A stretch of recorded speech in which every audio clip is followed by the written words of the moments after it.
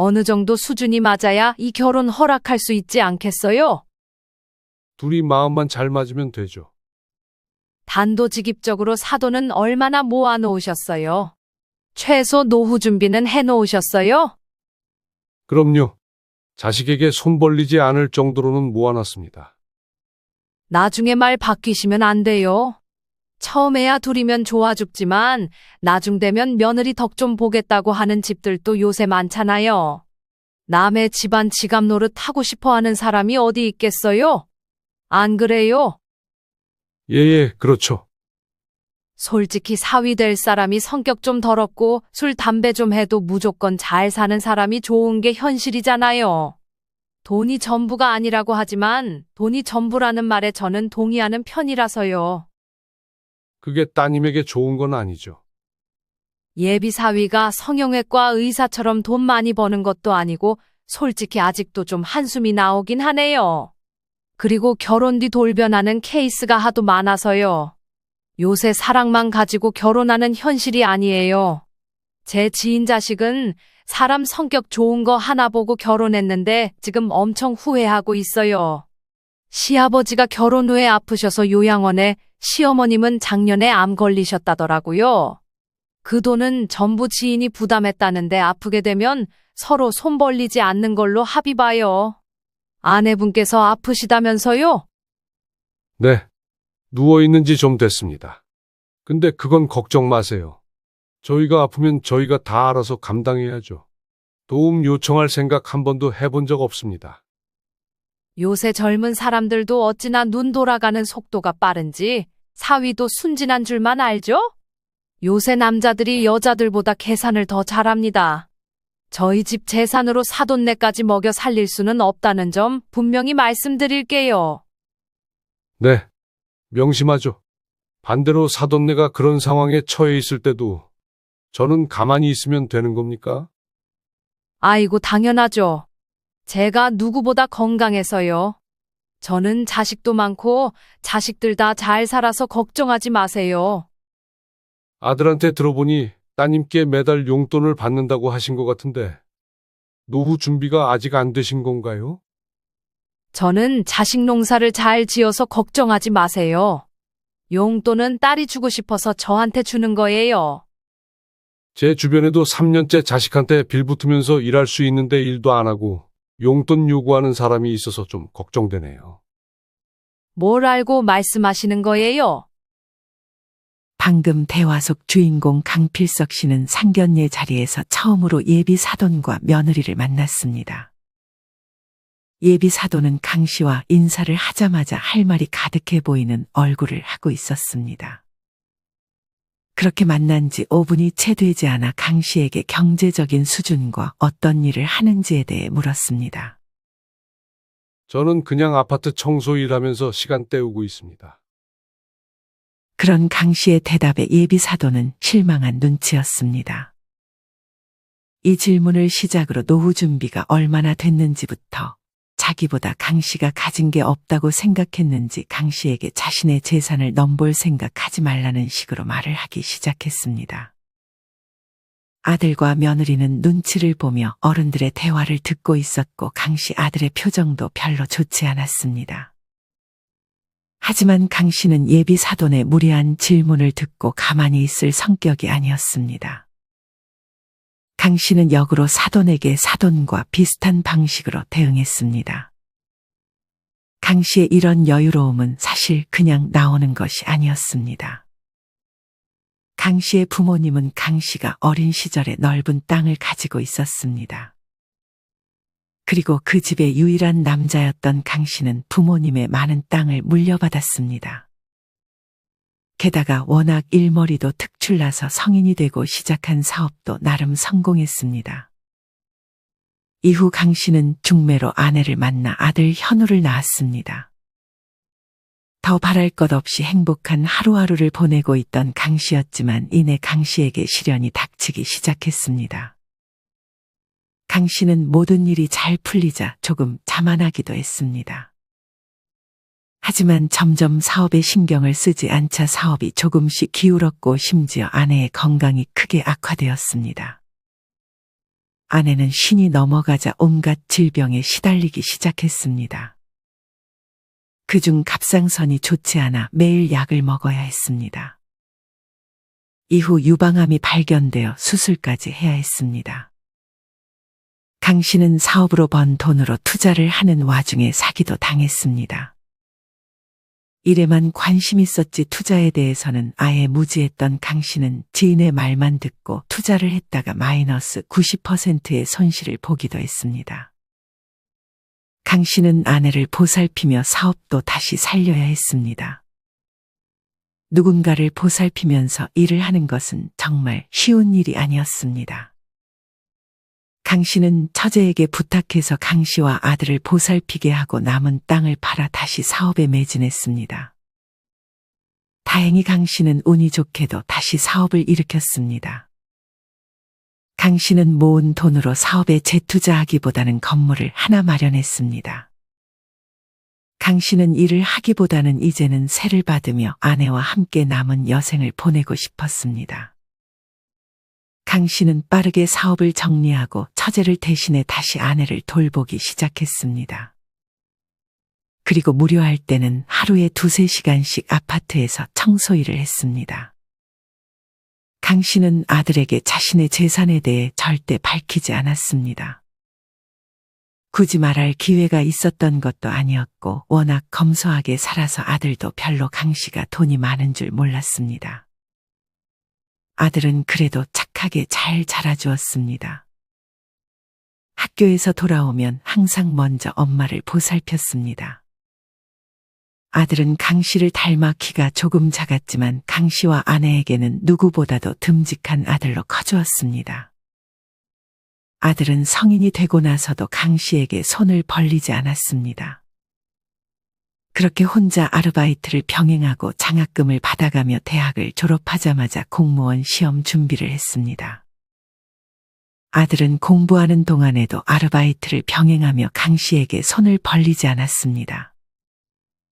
강 씨의 아들은 그렇게 당당히 7급 공무원에 합격했습니다. 강 씨는 그런 아들을 자랑스러워했습니다. 정말 고생했다, 아들.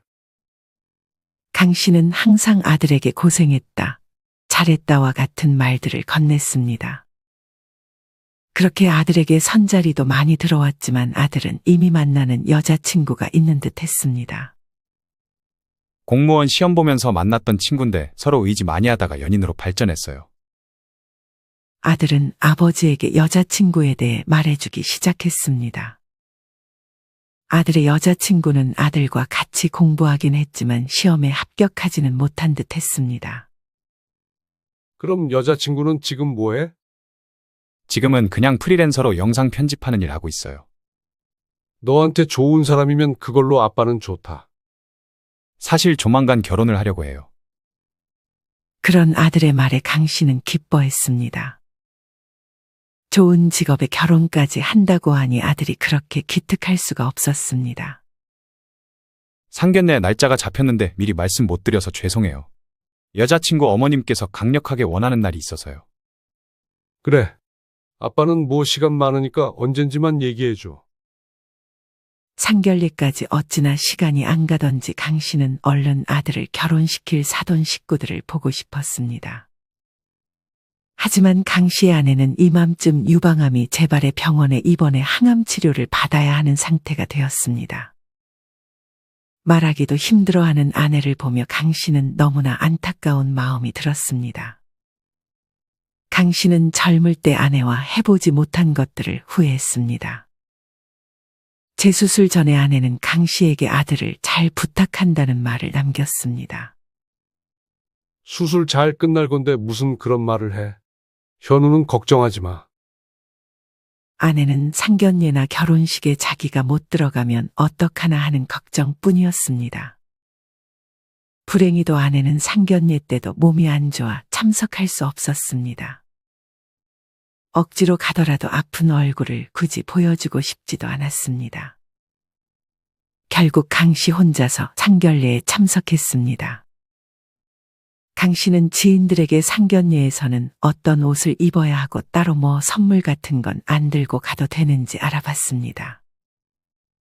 강 씨는 간만에 한동안 입지 않았던 정장을 꺼냈습니다. 하지만 강 씨는 살이 쪄서 옷이 조금 끼는 것을 느꼈습니다.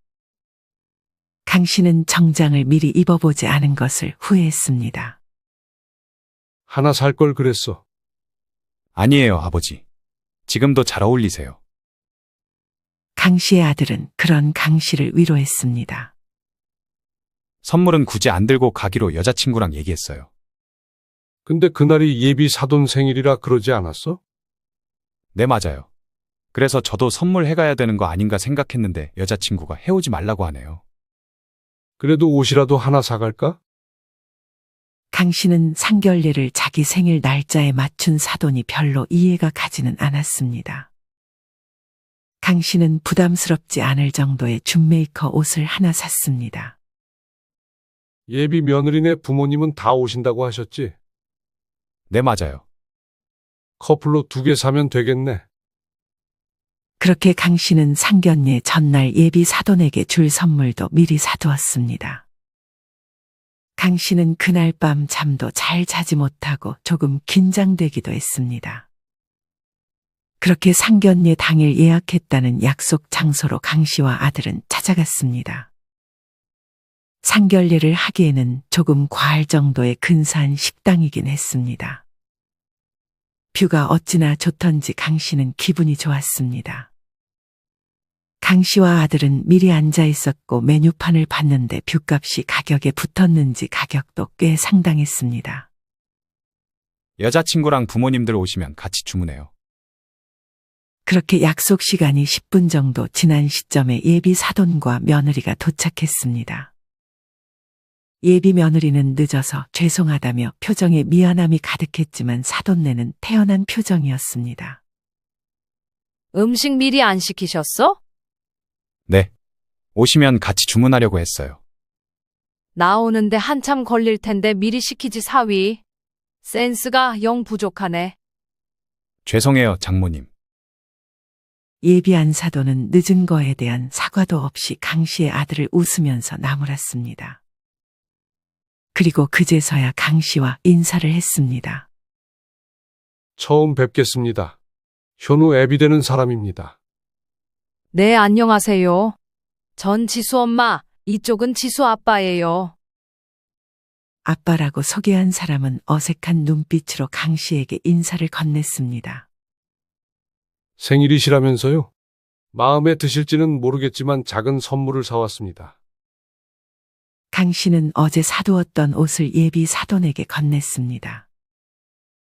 아이고, 무슨 이런 걸 다 준비하셨어요? 제가 상견례 날짜를 잡았는데 마침 그날이 제 생일이었지 뭐예요? 제가 제 생일은 별로 챙기는 사람이 아닌데. 예비 며느리는 옆에서 멋쩍게 웃었습니다. 저는 아무것도 준비 못했는데 어쩌죠? 선물은 준비하지 않아도 된다고 들었는데. 저도 그렇게 들었는데 생일인데 빈손으로 오긴 좀 그렇잖아요. 저는 그냥 여기 식사 한 끼 대접해 주시는 걸로 충분했는데 선물까지 주시다니 감사해요. 음식을 대접한다는 말은 처음 들었던 강 씨는 애써 웃음을 보였습니다. 그렇게 선물을 건네고 잠깐의 침묵 후에 음식이 나오기도 전에 예비한 사돈은 말을 꺼내기 시작했습니다. 제 딸이 외모도 이쁘고 지금은 잠깐 쉬면서 일하고 있지만 또 서울에 있는 대학에 나올 정도로 머리가 비상해요. 누구한테 시집을 보내나 참 고민이 많았어요. 정말 아끼는 딸이라 아무한테나 시집을 보내고 싶지도 않았고요. 저는 딸이 고생을 좀 안 했으면 싶거든요. 어떤 부모든 자식들이 고생하는 건 다 싫죠? 아파트 청소 일을 하신다고 들었는데 자식들 결혼하는데 지원은 어디까지 생각하셨어요? 이렇게 단도직입적으로 묻는 사돈의 질문에 강 씨는 당황했습니다. 그러면서 예비 사돈은 강 씨에게 말할 틈도 주지 않고 말을 이어갔습니다. 뷰 좋은 고층 아파트는 무리여도 집 한 채 정도는 해줄 수 있으신가요? 자식들은 그냥 전세로 시작할 거라고 들었는데요. 맞아요, 장모님. 저희 전셋집 미리 알아봤어요. 아무리 그래도 자식들 결혼 시작할 때 집 한 채 정도는 해주는 게 좋지 않겠어요? 예비 사도는 강씨 아들의 말은 들은 채도 하지 않고 강씨에게 물었습니다. 강씨의 아들은 그런 예비 장모님이 익숙한 듯 말을 아꼈습니다. 강씨는 이 모습을 보며 앞으로 장모 될 사람이 아들의 말을 무시할 것이라 생각해 걱정했습니다. 강씨가 아무 말도 하지 않자 강씨의 능력이 안 된다는 것을 확인한 예비 사도는 이때부터 집안 수준에 대한 얘기를 꺼내기 시작했습니다. 저희는 국가유공자 집에다가 자식들이 모두 다 회사 고위직이에요. 다들 서울에 있는 대학 나왔고요. 물론 지금은 미국에서 살고 있어서 오지 못했지만 사위는 저기 지방대 나왔죠? 네. 지방대에서 장학금 받으며 저한테 한 번도 손 벌리지 않고 혼자 공부해서 공무원에도 합격했습니다. 저희 딸은 키도 크고 한데 사위가 키가 좀 작아서 이세가 조금 걱정되긴 하네요. 그리고 약간 탈모기가 있으시네요. 이것도 유전되면 큰일인데. 예비 사도는 어떻게든 자신의 자식들을 지켜세우고 사위는 깎아내려고 하는 듯 보였습니다. 그러면서 예비 며느리가 나이가 많다는 얘기는 절대 꺼내지 않았습니다. 강씨는 이런 예비 사돈의 말에 조금 불편했습니다. 음식이 나오기 전에 강씨는 양해를 구하고 화장실로 향했습니다. 때마침 강씨의 여동생에게서 전화가 걸려왔습니다. 상견례는 잘하고 있어? 강씨는 여동생에게 사돈이 했던 말들을 하나씩 말해줬는데 여동생은 그 말을 듣고 팔짝 뛰었습니다. 그딴 말을 한다고? 난 현우 생각해서라도 이 결혼 반대야. 강씨도 동생과 같은 생각이었지만 아들의 의견을 들어보지 않고 자기 혼자 섣불리 결정할 수는 없는 노릇이었습니다. 강씨는 우선 오늘 상견례 자리를 잘 마무리해야겠다고 생각했습니다. 강씨가 화장실에서 돌아가는데 강씨의 테이블에서 소란이 나기 시작했습니다. 가서 상황 파악을 해보니 직원이 실수로 예비 사돈의 옷에 살짝 음식을 흘렸는데 사돈이 그 직원에게 심하게 화를 내고 있었습니다. 주변의 예비 며느리와 아들이 사돈을 말렸지만 예비 사돈은 분했는지 직원의 인격을 모독하기까지 했습니다. 죄송하다고 세탁비를 드리겠다고 하는 직원의 말에 지금 당장 자기 기분은 어떡할 거냐고 말하고 있었습니다. 강씨는 그런 사돈의 인성에 말문이 막혔습니다. 멀리서 강씨의 모습이 보였는지 그제서야 사돈은 직원을 돌려보냈습니다. 거기 있는 강씨를 포함해 아들과 며느리까지도 음식을 먹기 전부터 기분이 별로 좋지 않았습니다. 음식이 맛있었는지 사돈은 금세 기분이 풀린 듯 했습니다. 밥을 먹는 내내 바깥 사돈은 아무 말도 하지 않았습니다. 강씨의 질문에 예하는 대답만 하며 맛있는 밥을 먹어서 기분이 좋은 듯 싶었습니다. 그리고 안 사돈이 바깥 사돈에게 눈치를 주는 모습도 보였습니다. 눈치가 빨랐던 강씨는 의심이 들었습니다. 강씨는 밥 먹는데 시간이 왜 이리 안 가는지 자꾸 자기 집안 자랑, 자식 자랑을 하는 안사돈의 말을 듣기가 힘들었습니다. 밥을 다 먹고 차를 내오기 전 강씨는 또 한 번 화장실로 향했습니다. 그렇게 화장실로 들어가려는데 화장실에서 바깥 사돈이 통화하는 소리가 들렸습니다. 금방 끝난다니까. 말이 어찌나 많은지 나 같아도 결혼시키기 싫겠다. 분명 상견례 자리에 대한 얘기를 하는 듯 싶었습니다. 아버지 없는 걸 왜 속이는지 이해를 못했는데 그 여편네 말하는 걸 보니까 딱 알겠더라. 어찌나 남 의식을 많이 하는지. 강씨는 바깥사돈의 통화를 들으며 사실 이 사람은 진짜 바깥사돈이 아니라 안사돈이 고용한 사람이라는 것을 알 수 있었습니다. 강씨는 왜 그렇게까지 했는지 사돈을 이해할 수 없었습니다. 그렇게 강씨는 화장실로 들어가지 않고 먼저 자리로 돌아왔습니다. 뒤이어 어색하게 바깥사돈 역할을 하는 사람이 자리에 앉았습니다. 이 사람은 빨리 이 자리가 끝나기를 바라는 듯 시계를 힐끔힐끔 쳐다봤습니다. 예비한 사도는 강 씨가 자리에 앉자마자 또 말을 이어가기 시작했습니다. 아내분께서 아프시다면서요? 네, 몸이 좀 안 좋아서 오늘 같이 못 왔네요. 이때부터 예비한 사도는 해선 안 될 말들을 또 이어가기 시작했습니다. 몸 아파서 유전되는 건 둘째치고 요새 결혼하면서 병원비를 상대 집안에 요구하는데도 그렇게 많다고 하더라고요. 그래서 수준이 맞는 집안끼리 결혼을 시켜야 되는 건데 둘이 마음만 잘 맞으면 되죠. 단도직입적으로 사돈은 얼마나 모아놓으셨어요? 최소 노후 준비는 해놓으셨어요? 그럼요. 자식에게 손 벌리지 않을 정도로는 모아놨습니다. 강 씨는 점점 대놓고 물어보는 사돈의 질문에 불편한 마음을 숨기기 힘들었습니다. 나중에 말 바뀌시면 안 돼요. 처음에야 둘이면 좋아 죽지만 나중 되면 며느리 덕 좀 보겠다고 하는 집들도 요새 많잖아요. 남의 집안 지갑 노릇 하고 싶어 하는 사람이 어디 있겠어요? 안 그래요? 예, 그렇죠. 솔직히 사위 될 사람이 성격 좀 더럽고 술, 담배 좀 해도 무조건 잘 사는 사람이 좋은 게 현실이잖아요. 돈이 전부가 아니라고 하지만 돈이 전부라는 말에 저는 동의하는 편이라서요.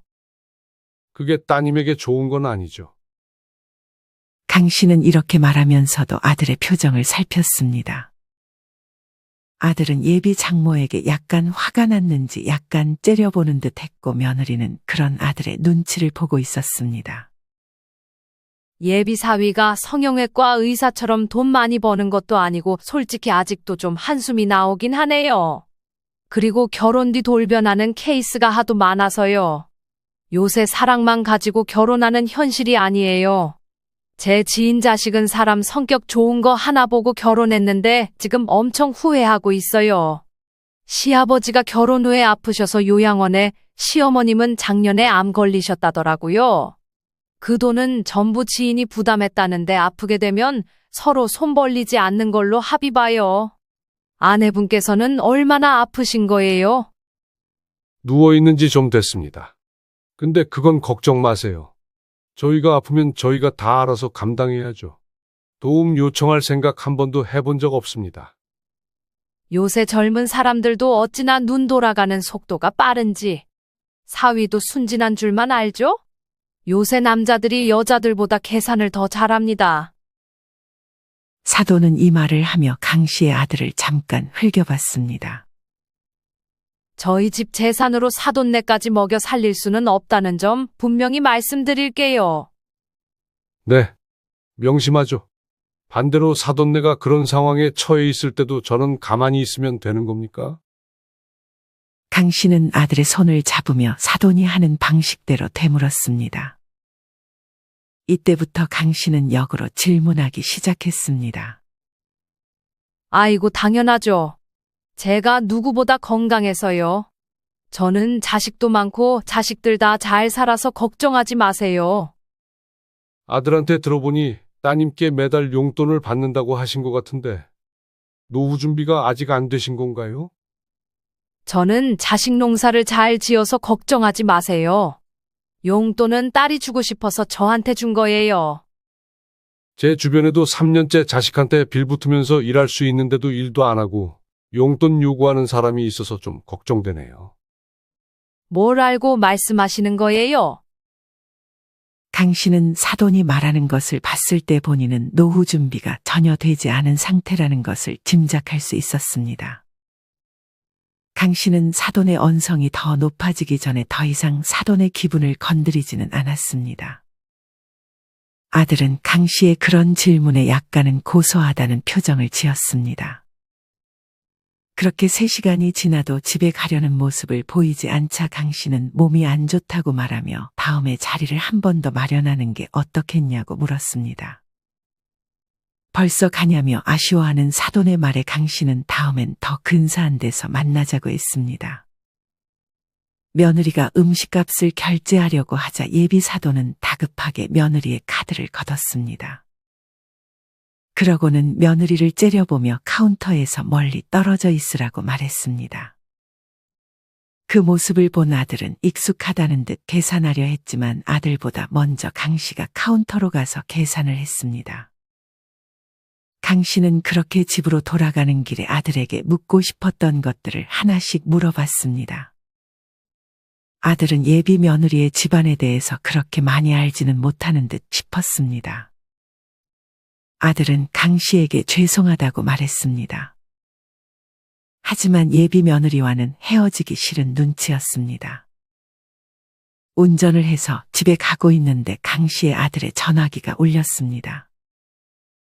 예비 며느리는 아들에게 지금 어디냐며 아버님도 함께 있냐고 물었습니다. 그러고는 할 얘기가 있다고 하며 근처 카페에서 만나자고 했습니다. 예비 며느리도 강 씨가 몸이 안 좋다고 한 말은 그냥 그 자리를 빨리 벗어나고 싶어 한 말이라는 것을 아는 눈치였습니다. 그렇게 강 씨와 아들은 근처 카페에서 먼저 기다리고 있었고 이후 예비 며느리가 들어왔습니다. 예비 며느리는 자리에 앉자마자 있는 그대로 사실을 다 말해주기 시작했습니다. 예비 며느리는 강 씨가 진작에 상견례 때 온 남자가 진짜 아버지가 아니라는 것을 알고 있다는 사실을 눈치챘다며 강 씨의 생각대로 그 사람은 자기 진짜 아버지가 아니라고 했습니다. 예비 며느리의 말에 의하면 진짜 아버지는 자신이 어릴 때 술과 도박, 여자에 빠져 엄마와 자기를 고생시키다가 결국 진짜 아버지를 피해서 도망와 살고 있다고 했고, 사실 형제들이 미국에서 사는 건 맞지만 굉장히 힘들게 살고 있다고 했습니다. 그리고 자기 어머님은 노후 준비가 전혀 안 되어 있고 매달 자기가 용돈을 가져다 바치는 것도 고역이라고 솔직하게 다 털어놓았습니다. 아들은 그 사실을 전혀 모르고 있는 듯 싶었습니다. 예비 며느리는 자기 엄마가 평판에 너무 심하게 민감해서 저렇게 행동하는 거라며 자기도 도저히 못 참겠고 아들과는 헤어지기 싫어서 다 털어놓는 것이라 말했습니다. 강 씨는 예비 며느리의 말에 당황하긴 했지만 그 누구보다 당황했을 사람은 바로 강 씨의 아들이었습니다. 강 씨의 아들은 예비 며느리의 말을 듣고 어안이 벙벙한 듯 한참을 말을 꺼내지 못했고 예비 며느리는 그냥 울고만 있었습니다. 강 씨의 아들은 생각할 시간이 좀 필요하다며 예비 며느리를 돌려보냈습니다. 강 씨는 아들에게 물었습니다. 예비 장모 될 사람이 지금도 저 정도면 네가 결혼해서 많이 힘들 것 같은데 그거 감당할 수 있겠어? 저도 잘 모르겠어요. 근데 여자친구 정말 놓치고 싶지 않아요, 아버지. 예비 장모님은 몰라도 전 여자친구는 믿어요. 근데 노후 준비 안 돼서 아버지에게까지 돈을 요구할 수도 있는 게 걱정이에요. 그건 걱정 마라. 강 씨는 이날 처음으로 아들에게 자신의 경제 상황에 대해 말해주기 시작했습니다. 물론 완전히 다 말한 것은 아니었고 아들이 결혼해도 경제적인 부분은 크게 걱정하지 않아도 될 정도만 아들에게 재산을 밝혔습니다. 아들은 그런 아버지의 말에 조금은 안도할 수 있었습니다. 이후 얼마 안 가 강 씨는 사돈과 한 번 더 자리를 마련했습니다. 강 씨는 근사한 중식당을 예약했습니다. 이번에는 며느리와 예비 안사돈만 찾아왔습니다. 예비 사돈은 뷰가 없는 장소라 조금은 실망한 듯 보였습니다. 그러면서 아버지 되는 사람은 몸이 좀 안 좋아서 못 나왔다는 말을 꺼냈는데 예비 사돈 빼고 다들 그 말이 거짓말이라는 사실을 알고 있었습니다. 강 씨는 상견례 전에 아들에게 강 씨가 가진 재산에 대해 며느리와 예비 장모님에게 알리라고 말했고 강 씨가 돈이 많다는 걸 알게 되자 예비 사돈의 태도는 싹 변했습니다. 더 이상 자기 집안을 자랑하거나 강 씨의 집안을 까내리지도 않았습니다. 하지만 이제는 대놓고 점점 요구하기 시작했습니다. 제가 작은 식당을 하나 차려보려고 하는데요. 다른 데는 세가 좀 비싸서요. 건물이 있으시다면서요. 저희 1층 내줄 수 있으신가요? 저희 1층은 세가 가장 비싼데요? 설마 세를 받으시려고요? 농담도 잘하시네요. 며느리 덕 보는 거 그렇게 싫어하시더니 사위 덕 좀 보고 싶은 건가요? 강 씨는 웃으면서 예비 사돈이 전에 했던 말을 그대로 돌려줬습니다. 예비 사돈은 멋쩍은 듯 같이 웃기만 할 뿐이었습니다. 며느리의 표정을 보니 자기 엄마에게 오만 정이 다 떨어진 것 같은 표정을 짓고 있었습니다. 예비 사돈은 자존심은 버린 지 오래인 것처럼 강 씨의 옷차림이 참 멋지다는 등 강 씨를 칭찬하며 비위를 맞추기 시작했습니다. 심지어 이날은 정장은 입지도 않고 편한 복장으로 갔던 강 씨였습니다. 그러면서 다시 한번 딸의 신혼집으로 뷰가 좋은 고층 아파트를 강 씨에게 요구했습니다. 저는 딸이 결혼해서도 친하게 놀러도 가고 할 건데 이왕이면 뷰 좋은 곳이 좋지 않겠어요? 나이 들어서 돈 다 어디 쓰시게요? 자식들 위해서 쓰면 좋죠. 고층 아파트는 별로 추천하지 않더라고요. 뷰 좋은 데는 가끔 자식들 좋은 호텔 갈 수 있도록 지원해주면 되죠. 강 씨는 계속되는 예비 사돈의 요구를 거절했습니다. 자기 말에 호의적이지 않자 예비 사돈은 그럼 결혼식 때 뭘 해줄 거냐며 약간 화가 난 듯 물었습니다. 그때 바로 옆에 있던 며느리가 폭발한 듯 엄마에게 창피하다며 그만하라고 소리쳤습니다. 그러고는 강 씨와 아들에게 죄송하다며 먼저 일어나 보겠다고 하며 예비 사돈의 팔을 잡아당겼습니다. 예비 사돈은 버텼지만 며느리의 힘이 셌는지 끌려가듯 나갔습니다. 강 씨와 아들은 그런 예비 며느리의 태도에 놀랐습니다. 예비 며느리는 며칠 후 다시 한번 강 씨와 아들에게 미안하다고 말하며 엄마와 연을 끊을 것이라고 말했습니다.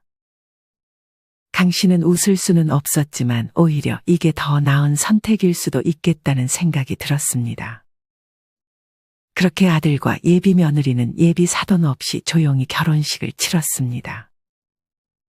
강 씨의 아내는 아들의 결혼식만큼은 아픈 몸을 이끌고 참석했습니다. 강 씨의 아내는 이전에 강 씨에게 사돈네는 어떤 분들이냐고 물었지만 괜히 아내를 걱정시키기 싫어서 두 분 다 돌아가시고 지금은 며느리만 남았다고 했습니다. 강 씨의 아내는 그런 며느리의 손을 꼭 붙잡아 주었습니다. 사돈은 가끔 아들을 찾아왔지만 그럴 때마다 며느리가 사돈을 막아줬습니다. 이제껏 엄마를 어떻게 대해야 하는지에 도가 텄는지 예비 며느리는 자기 엄마를 잘 다뤘습니다. 강 씨의 아들과 며느리는 사돈에게 용돈을 조금 주긴 했지만 더 달라는 말에 절대 더 주지는 않았습니다. 어차피 더 줄수록 더 많이 요구할 걸 알고 있는 듯 싶었습니다. 하지만 예비 사돈은 끈질기게 아들의 집에 찾아왔습니다. 이사를 가고 싶어도 등본을 떼면 주소를 알 수 있는 시스템이었습니다. 물론 법적으로 막을 수 있었지만 그래도 며느리는 완전히 엄마를 버릴 수는 없는 듯한 눈치였습니다. 강 씨도 이런 아들과 며느리의 고민을 알고 있었습니다. 이후 강 씨는 그런 사돈을 말릴 수 있었습니다. 강 씨는 그 지역에서 가장 큰 산악회 모임의 회장이었습니다. 여기서 낯익은 사람이 한 명 들어왔는데 바로 안사돈이었습니다. 안사돈은 처음에 강 씨를 못 알아봤는지 열심히 모임에 참석해 그곳에서 지인을 많이 만들었습니다. 물론 그곳에서도 자식 자랑을 많이 해서 안사돈을 기피하는 사람들도 있었습니다. 이후 강 씨가 회장으로서 간단히 연설을 할 때가 있었는데 그때 안사돈과 강 씨는 눈이 마주쳤습니다. 안사돈은 강 씨에게 아는 척을 했습니다.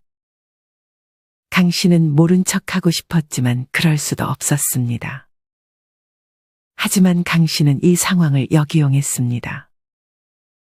안사돈이 평판에 아주 민감하다는 것을 알고 있었던 강 씨는 안사돈을 따로 카페로 불러 얘기를 꺼냈습니다. 아직도 애들 집에 찾아가신다면서요. 안사돈은 사위와 딸이 자기를 싫어하는 것 같다면서 강 씨에게 말을 좀 잘해달라고 부탁했습니다. 하지만 강 씨는 작심한 듯 말을 꺼냈습니다. 저번에 온 남편분도 사실 고용한 사람이죠? 안사돈은 그걸 어떻게 알았냐는 듯 눈이 동그래졌습니다. 그리고 외국에 나간 자식들도 다 힘든 상태고요. 며느리에게 다 들었습니다. 이 사실을 모임 사람들이 알게 되면 어떻게 될까요? 안사돈은 그런 강 씨의 말을 듣고 인상을 찌푸렸습니다. 지금 협박하시는 건가요? 뭐 바라는 건 없습니다. 애들 인생 방해하지 말고 그냥 가만히 있어 주시면 됩니다.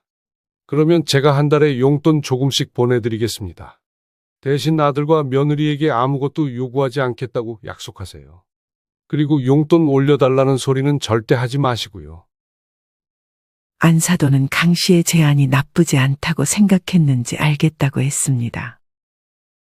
이후 정말로 안사돈은 강 씨의 아들 집에 찾아가지 않았습니다. 강 씨는 약속대로 안사돈에게 용돈을 보냈고 자기와 며느리를 괴롭히면 용돈을 다 끊어버리겠다고 말했습니다. 강 씨는 이것이 옳은 방법이 아니라는 생각도 들었지만 이게 강 씨가 할 수 있는 최선의 방법이라고 생각했습니다. 그렇게 강 씨의 바램대로 강 씨와 아들 며느리는 이전보다 훨씬 평안한 하루하루를 보내고 있고 셋이서는 가끔 만나며 좋은 관계를 유지하고 있습니다. 여러분은 이런 강 씨의 이야기를 어떻게 들으셨나요? 주변에 강 씨의 안사돈과 같은 사람이 있다면 참으로 골치 아플 것 같다는 생각이 듭니다. 물론 용돈을 왜 주냐고 하며 강 씨를 비난하실 분들이 계실지 모르겠습니다. 하지만 강 씨는 아들과 며느리의 입장을 생각하며 최선의 선택을 내린 것이라는 생각이 듭니다. 물론 강 씨의 사돈과 같은 사람은 많지 않을 것입니다. 여러분은 집안 수준을 운운하는 사돈이 있다면 어떻게 행동할 것 같으신가요? 누군가는 최대한 거리를 두며 자식만 괜찮으면 그냥 결혼을 시킬 것이고 또 누군가는 그런 집안과는 사돈을 맺을 수 없다며 결혼을 반대할 것입니다. 여러분의 생각은 어떠신가요? 여러분의 생각을 자유롭게 댓글로 남겨주세요. 그리고 강 씨가 어떻게 행동하는 게 더 옳았을지 좋은 생각이 든다면 댓글로 남겨주세요. 이상으로 오늘의 영상을 마치겠습니다. 우리 모든 구독자분들의 행복한 여생을 응원합니다. 다음에 더 좋은 내용으로 찾아뵙겠습니다. 감사합니다.